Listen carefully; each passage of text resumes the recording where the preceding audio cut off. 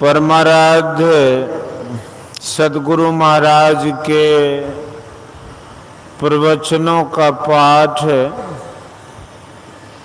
महर्षि में ही सत्संग सुधा सागर से प्रवचन संख्या 141। युद्ध भी करो और स्मरण भी करो। प्यारे लोगों, जानना और युक्त होना ये दोनों आपस में बड़े संगी हैं। संसार भर में जो काम होते हैं इन्हीं दोनों से होते हैं। बिना जाने युक्त हुआ नहीं जाता, युक्त हुए बिना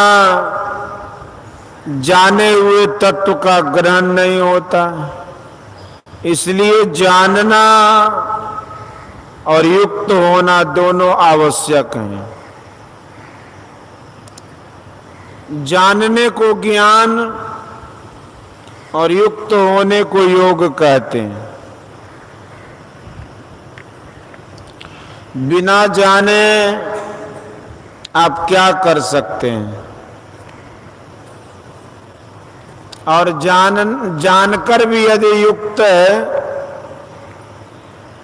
नहीं होंगे तो क्या लाभ होगा। इसलिए ज्ञान और योग दोनों का अच्छी तरह अभ्यास करना चाहिए। योग हीनम कथम ज्ञानम मोक्षदम भवति अभोः योगोपि ज्ञानहीनस्तु न क्षमो मोक्ष कर्मणि तस्मात् ज्ञानम च योगम च मुमुक्षुर दृढ़मभ्यसेत। योग सिखोपनिषद।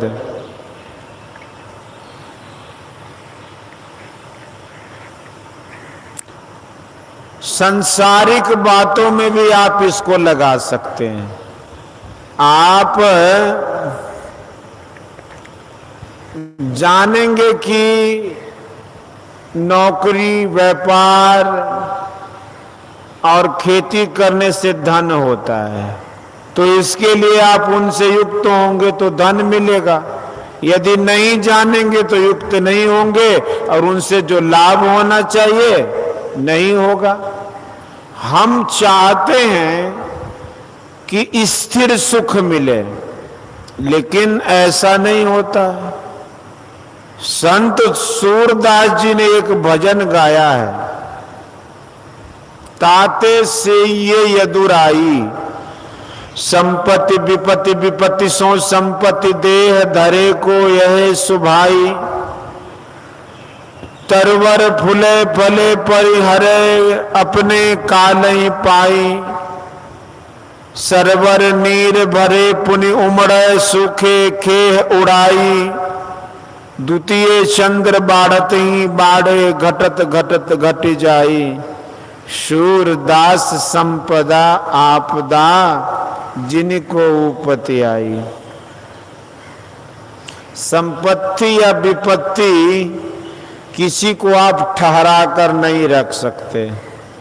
जैसे भूख प्यास नींद स्वाभाविक है, उसी तरह संपत्ति विपत्ति का होना स्वाभाविक है। इसलिए इसमें आसक्त मत हो।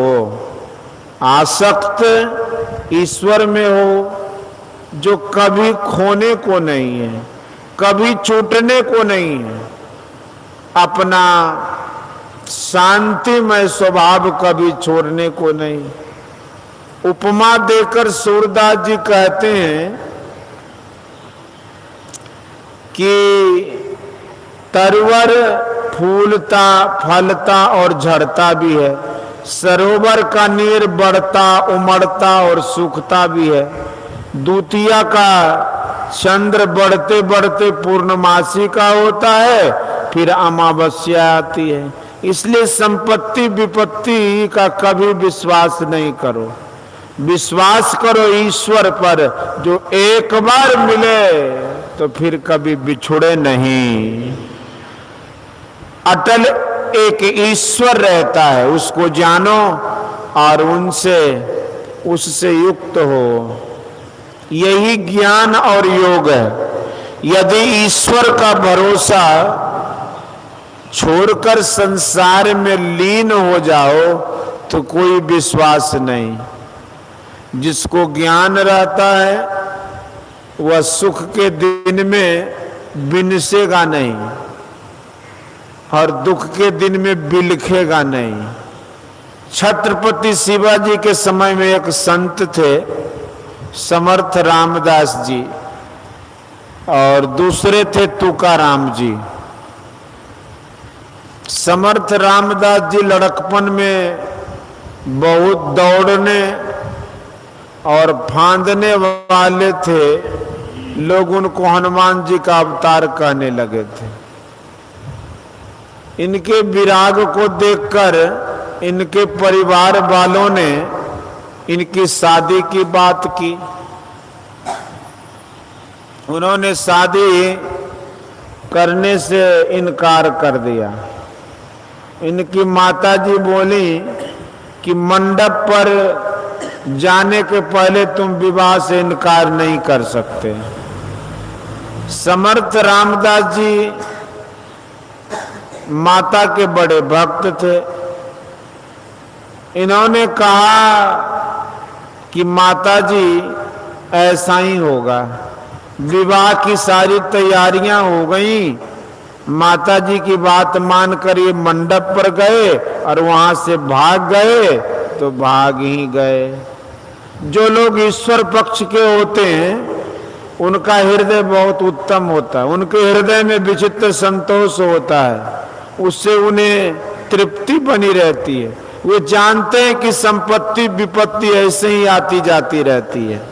संसार के पदार्थों को पाकर जिनको संतोष रहता है वे दुखी, संसार के पदार्थों को पाकर जिनको संतोष रहता है वे दुखी ही दुखी रहेंगे। सत्संग के द्वारा ज्ञान प्राप्त करो। सदग्रंथों का पाठ भी सत्संग है।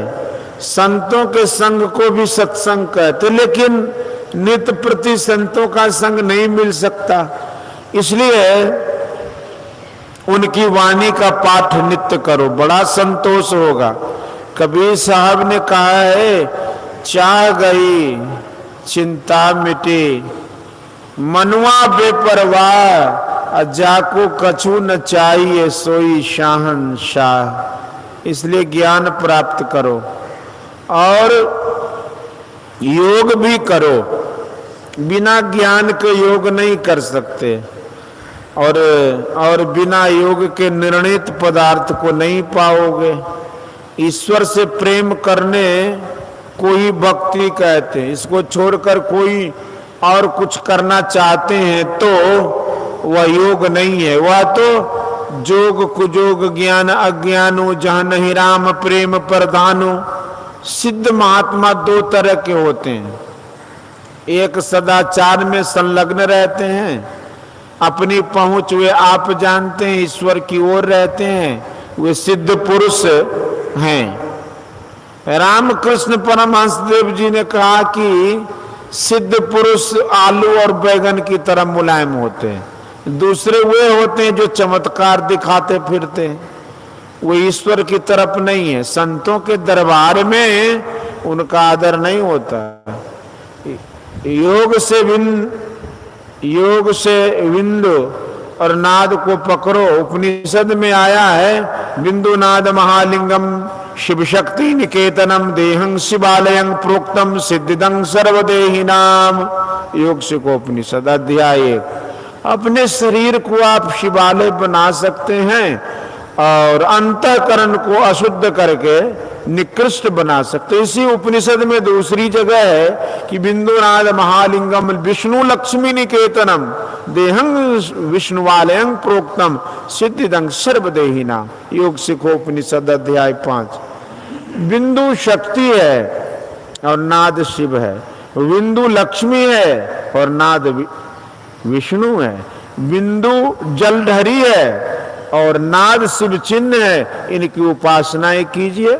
लक्ष्मी और शक्ति में तथा विष्णु और शिव में भेद नहीं है, इसलिए दोनों तरह के श्लोक कहे गए हैं। यदि कोई कहे कि रूप देखने में तो भिन्न भिन्न है, फिर दोनों एक कैसे?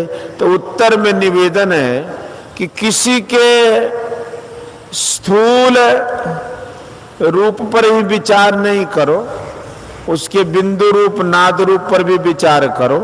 बिंदु और नाद की जहां पर समाप्ति होती है वहां एक ही है। उस शब्दातीत पद में पहुंचो तो वहां एक ही एक रहता है, यहाँ दो रहते हैं, बिंदु और नाद। जो बिंदु और नाद की उपासना करते हैं वो एक ईश्वर की उपासना करते हैं। बिंदु पीठ का भेदन करके नादलिंग उपस्थित होता है, ऐसा उपनिषद में भी वर्णन आया है। नाद स्वयं उपस्थित होता है। कोई कहे कि यह बिल्कुल सूक्ष्म ही सूक्ष्म है, स्थूल साधना नहीं है, तो उत्तर है कि अवश्य है। नाद का स्थूल रूप श्रवणात्मक शब्द अथवा इंद्रिय गम्य शब्द है, जिसको कान से सुनते हैं। बिंदु का स्थूल रूप शालिग्राम है, वर्णात्मक शब्द का जप और किसी पवित्र मूर्ति का मानस ध्यान करो। संतों के वचन में आया कि मूल ध्यान गुरु रूप है, मूल पूजा गुरु पांव, मूल नाम गुरु वचन है, मूल सत सत भाव, सपने में बर्राई के धोखे निकरे नाम, वाके पग की पैंतरी मेरे तन को चाम। संत कबीर साहब, गुरु की मूर्ति मन महि ध्यानु, गुरु के शब्द मंत्र मनु मानु, गुरु के चरण हृदय ले धारो, गुरु पार ब्रह्म सदा नमस्कारो। गुरु नानक साहब, कितना आदर है कबीर साहब के यहाँ वर्णात्मक नाम का जप, और गुरु नानक साहब के यहाँ एक ओम कर्ता पुरुष का। ईश्वर के कितने ही नाम है, जो लेना चाहो लो। दादू सृजनहार के केते नाम अनंत, अचित आवे सोई लीजिए, यूं साधु सुमरे संत। लेकिन जो मंत्र गुरु से पाओ उसी को जपो, फिर मानस ध्यान करो। इसके बाद बिंदु ध्यान है। बिंदु ध्यान इसलिए है कि नाद पकड़ा जा सके।